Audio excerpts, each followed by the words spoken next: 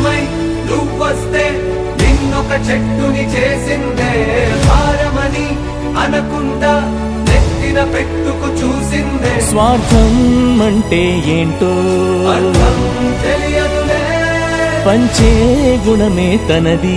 తిరిగే మడగదులే, శిఖరమై ఎదిగి వచ్చిన నిన్ను తరుముతూ తలని నిమురును కదరా. ఎంతటి గొప్పడి పుడమి, పచ్చని తనమే పులిమి, మనతో చేసెను చెలిమి, కొలిచి మొక్కుకో. చిటికెడు మట్టిని బొట్టులా పెట్టుకో. నువ్వే నడిచిన మట్టి దిగిందే